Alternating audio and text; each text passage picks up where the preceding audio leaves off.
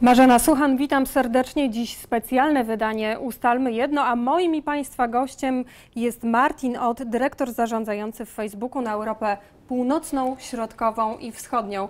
Great to have you here, Martin. Thanks so much for having me. Thank you for coming. And first of all, how do you like your new office here in Warsaw? I love it. It's amazing. It's so great. We have different offices, of course, around the world. And whenever you walk into a Facebook office, it feels like, in a way, similar at home, at the same time also very different. So what we do is, when we move into new offices, the first thing is we rip the ceilings out to expose the metal and the concrete, to just remind us that it's just the beginning and keep us on our toes at all times, to behave as a startup and keep innovating. So. And this turned out really nicely, so I'm really happy to be here. So why is it so important for you to have special environment for your employees?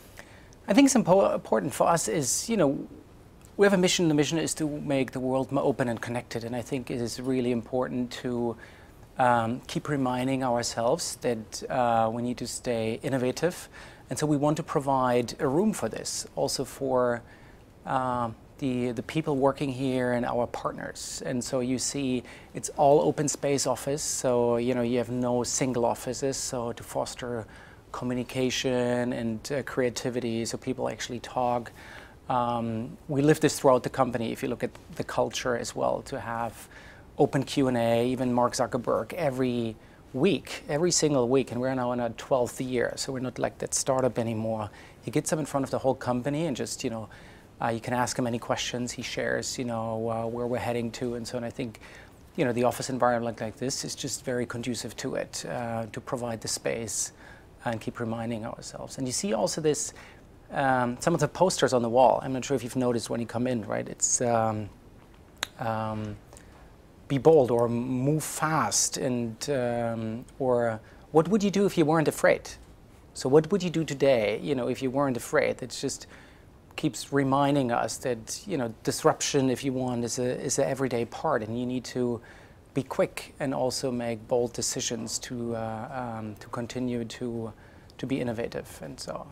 You mentioned that you want to connect the whole world by internet. Why? Why is it so important? Only to have more users, or is it any deeper idea? Yeah, I mean, one thing is, of course, we have our existing products, right? And you have Facebook as an app that is used now by over 1 billion people daily to connect, with people that they care about and things, and give them the tools also to share things that they care about.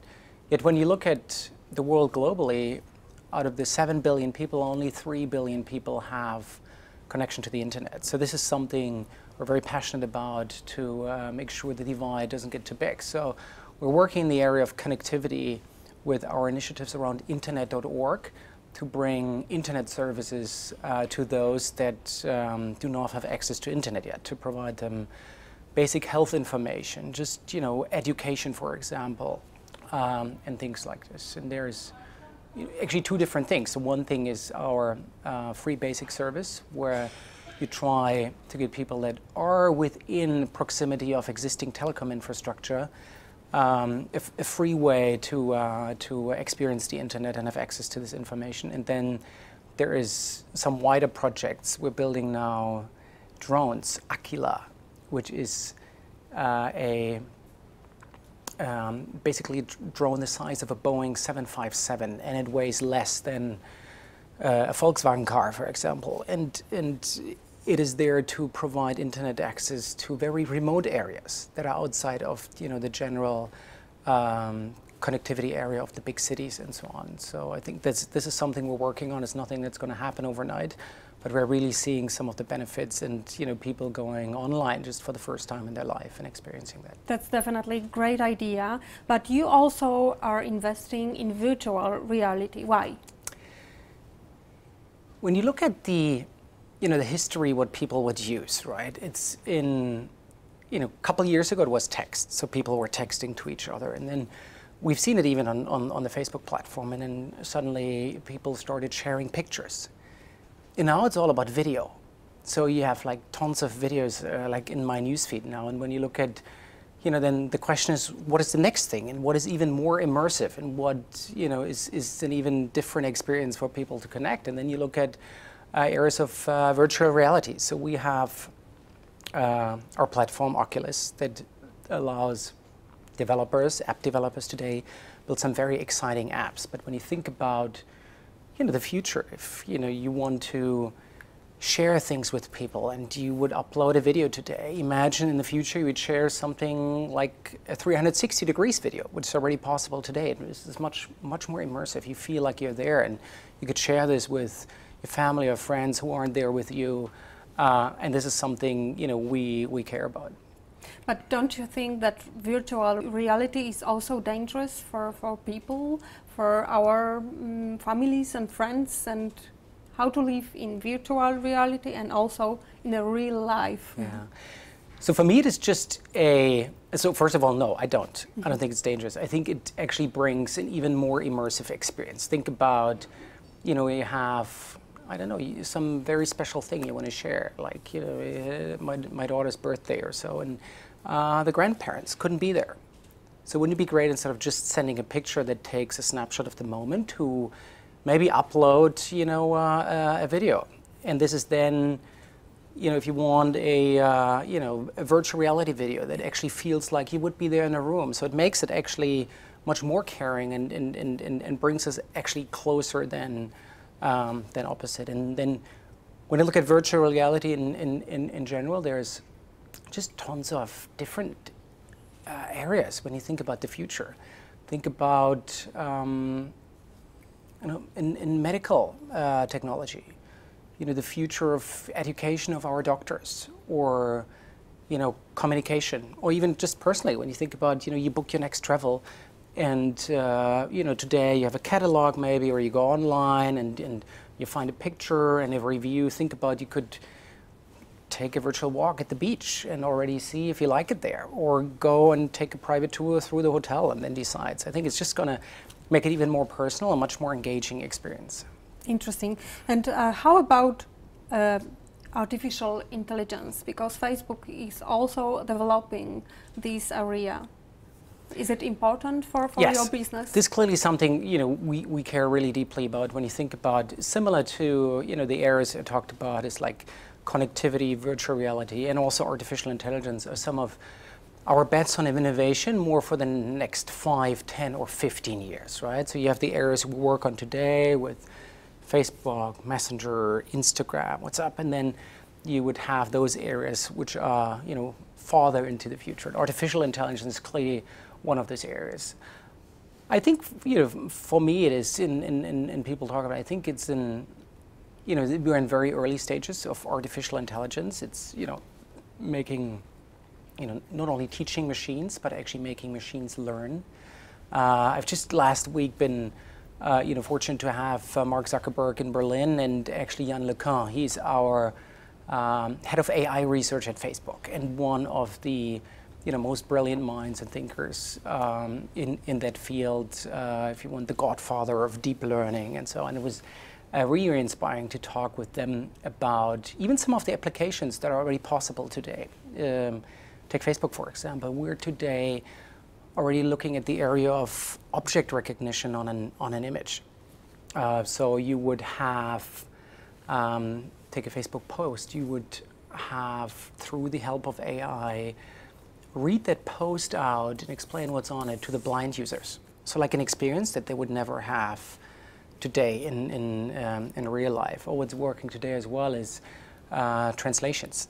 So when you have one of the posts in a different language and you click on it, it's actually, language is a very tricky thing, just not to translate word by word, but actually in the full meaning, in the full sense. And so this is already working today. Now when you think about the future, how things that might be just great. Think about driving cars.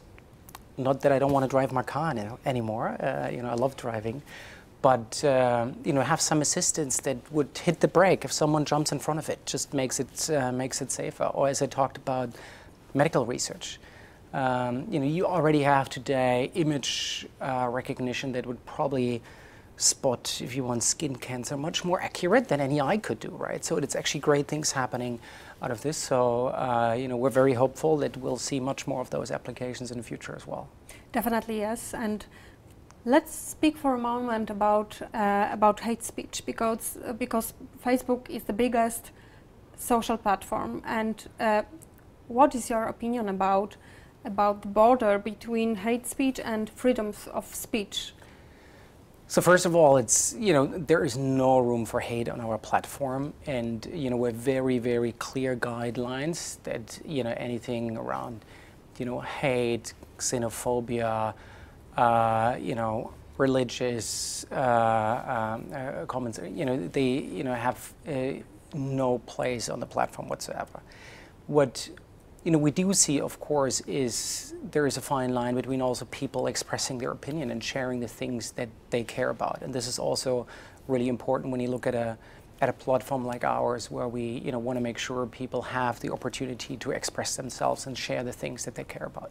Mark Zuckerberg announced on Friday in Berlin that he recognized that Facebook needs to crack down more on hate speech. How you are gonna do that? There's a lot of things that we have already done. If you look at in the past, it's also something when you develop so quickly. There's certain things you just need to catch up on, and Mark as well. He acknowledged that there's things maybe also in the past, and we learn also from some of the things that haven't gone as well, that we need to catch up on, and this is what we've done. So you've seen that in the example that he took, this was in Germany, that we've invested much more into this. We have much stricter enforcement now for our community guidelines to make sure that things like this do not have a place on our platform. Okay, and how about instant articles? We are, as a publisher, Onet is very excited about the opportunity of using instant articles. And how about you in Facebook?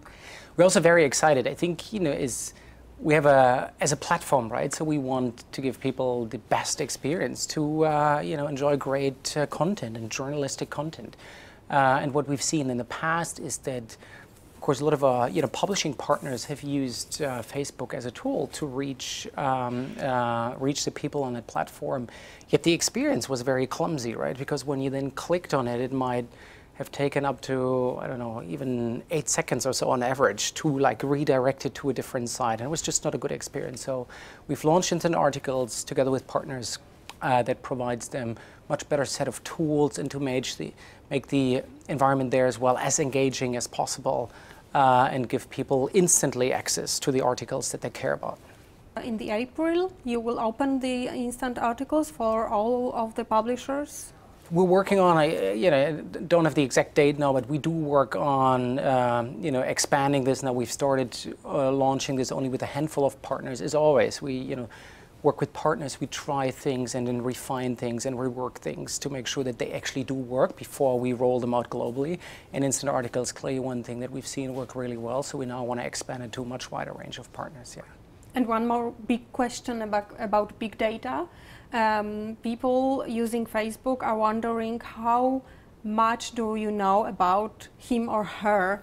So how are you going to use big data in your future business? I think for us it's really important that for people, their privacy and the protection is the most important thing. This is the most important thing we care about, is it's a central thing that everything we do. I think it is also important that the people do know when they post something, for example, that they know what they post and who they post to. And we've now developed quite a range of tools as well for the people and kept reminding them. Like a privacy checkup you might have seen in your newsfeed that reminds you to say, are you aware that you're posting this now to public, or you're posting this to your friends? So taking the people on the platform along to make sure that they're aware who they're sharing things with. That's the one thing. And then, today we're also talking about, with the teams here, about, advertising on the platform. This is something we want to make sure people also have the control over this, to make it very transparent, so that they do understand why they're seeing certain ads, and they can also decide that I don't want to see certain things because this is not what I care about, and make it much more, relevant for the people. So always, as everything, putting the trust and also the people at the center of everything that we do. Okay, and last week Mark Zuckerberg just got the award from Axel Springer company. It was the award for the Person of the Year. How did he like the event for him?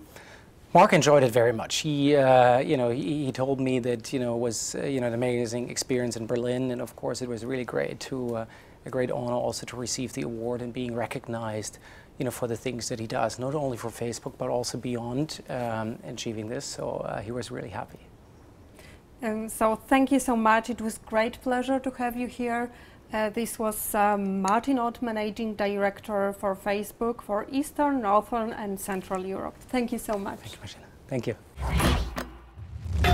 you.